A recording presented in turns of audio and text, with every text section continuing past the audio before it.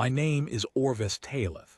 I hold the rank of Senior Pressure Safety Auditor, 3rd certification, under the Velthari Compact's Bureau of Structural Integrity. I have inspected 114 pressurized installations across 11 systems.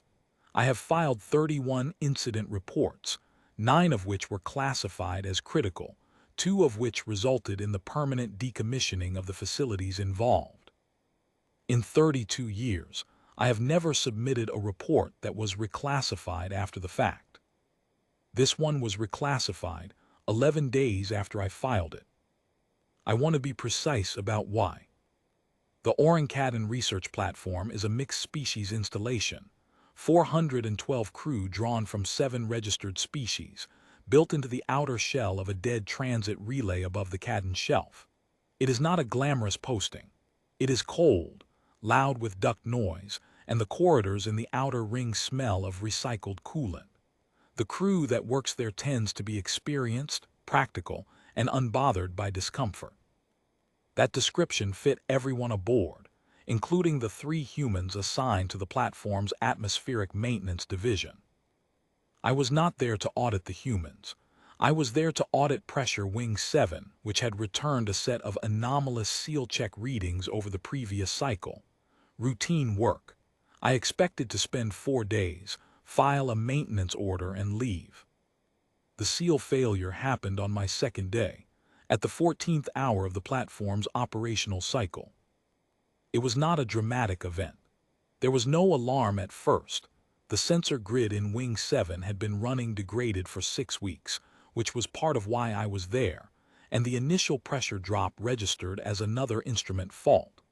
By the time the backup grid confirmed the breach and the evacuation tone sounded, the pressure in Wing 7 had already fallen to 41% of standard. I was in the adjacent monitoring bay. I sealed the bulkhead and watched the telemetry. There were 9 personnel inside Wing 7 when the breach occurred. 7 were members of the platform's atmospheric and structural maintenance teams, 2 Velthari, 1 Drevosi, 2 Cadran, 1 Asen, and 1 human. The 8th was a Velthari systems engineer who had been passing through. The 9th was a 2nd human, one of the atmospheric maintenance crew, who had been running a seal integrity check on the very conduit that failed. I want to be careful about the sequence, because the sequence is the thing that matters. The Velthari systems engineer lost consciousness at 38% pressure.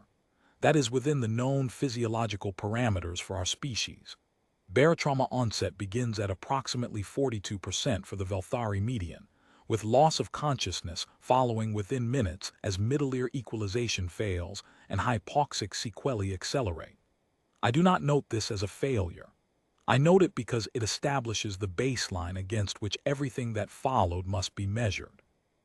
The 2 Cadran went down within 4 minutes of each other, both before the pressure reached 30%. Cadran connective tissue is dense, but their thoracic architecture is rigid. They have no mechanism for absorbing rapid differential pressure loading across the chest wall.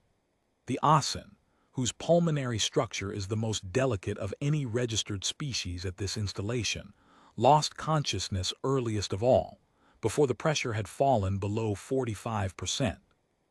The Drevosi lasted longest among the non-humans. They went down at 26%, which is genuinely impressive, and I have noted it in my supplementary file as a point of species comparative interest. The 2 humans did not go down. I want to be careful about how I say this, because I have filed enough incident reports to understand that precision is its own form of credibility. I am not describing a heroic act. I am describing a biological event. The humans did not choose to remain upright. They simply did. Their bodies continued to function in an environment that had, by any standard I was trained against, exceeded the threshold at which biological function ceases.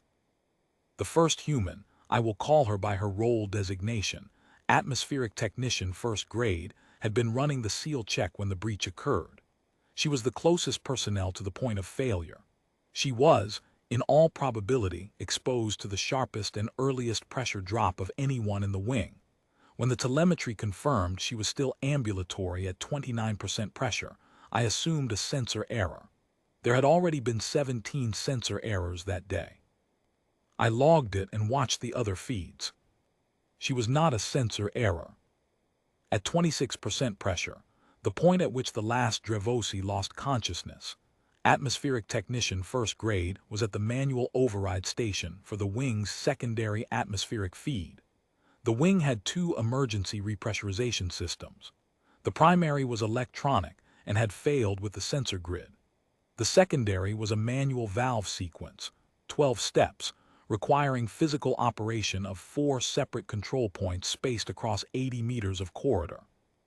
It is a design I personally consider inadequate, and I have said so in 2 previous reports, but that is a separate matter. She ran the sequence. I watched her run it. The telemetry tracked her biosign beacon moving between control points, 80 meters covered, valve 1, 60 meters back, valve 2, 40 meters to the far end of the wing, valve 3. At 21% pressure. At 18. The wing was venting atmosphere and she was walking it in the opposite direction, pulling manual overrides in sequence, with the methodical pace of someone completing a task they had done before and intended to finish. She was bleeding from both ears. The biosign data confirmed it. Her middle ear equalization had not failed. She was still upright, still oriented, still executing a 12-step procedure. But the pressure differential had ruptured surface capillaries in both external auditory canals. This is a detail I include not for effect, but because it establishes what her body was managing while she continued to work. She was not unaffected. She was managing the effect and continuing anyway, which is a distinction the medical reviewers later told me matters enormously. The second human was her shift partner. He had been in the deeper section of the wing performing a conduit test when the breach happened. He reached her at the third valve point, and they completed the final 9 steps together. They finished the sequence at 16% pressure. The repressurization system engaged at the 14th step. By the time the emergency response team breached the bulkhead from my side, the pressure in Wing 7 was climbing back through 30%, and both humans were standing at the manual override board reviewing the valve status indicators, apparently checking their work.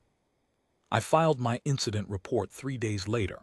I described the events accurately. I noted, with what I believed was appropriate professional restraint, that both human crew members had remained functional and task-capable in conditions that had incapacitated 7 colleagues from 4 other species, and had manually completed the procedure that repressurized the wing. I noted the ear canal bleeding as a recorded biosign anomaly.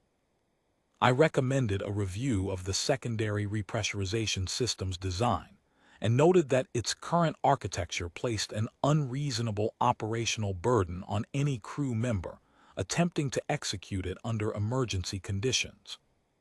I did not, at that time, flag the human survival as a xenobiological matter.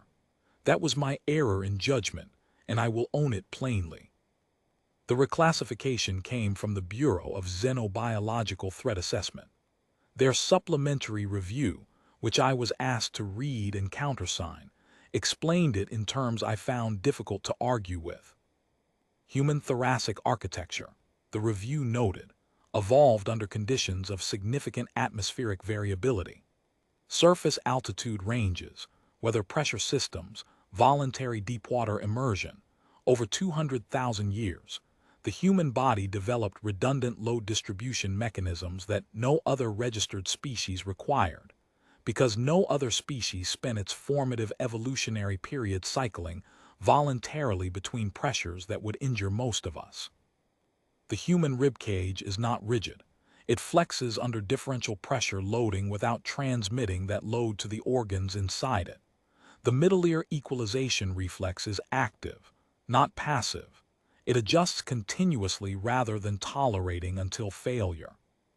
The connective tissue that supports human organs under pressure loading has a tensile flexibility index that, the review noted with what I read as genuine discomfort, exceeds the specifications of most manufactured pressure-resistant materials we use in structural engineering. They did not build that into themselves. It is simply what they are.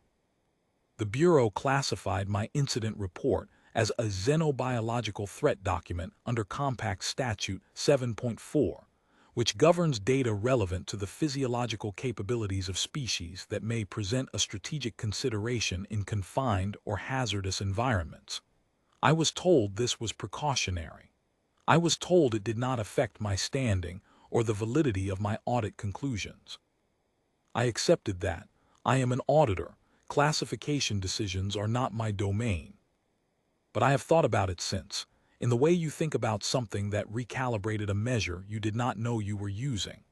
I inspected Wing 7 after the repressurization was complete. I stood at the valve 4 control point, and I looked at the corridor she had walked, the full 80 meters of it. And I tried to imagine walking it at 16% pressure, bleeding from both ears, with 6 of my colleagues unconscious on the deck behind me. I could not make the image work. My body refused the premise. She had apparently found it inconvenient. That is the only word she used in her post-incident debrief, when the platform's medical officer asked her to characterize the difficulty of the procedure under the conditions she had experienced. She considered the question for a moment. Then she said the pressure drop had been inconvenient because she had been mid-sequence on a separate check when it happened, and she lost her place and had to restart. The medical officer submitted a separate report. I cosigned it without amendment. Some things do not require elaboration. They require only the record.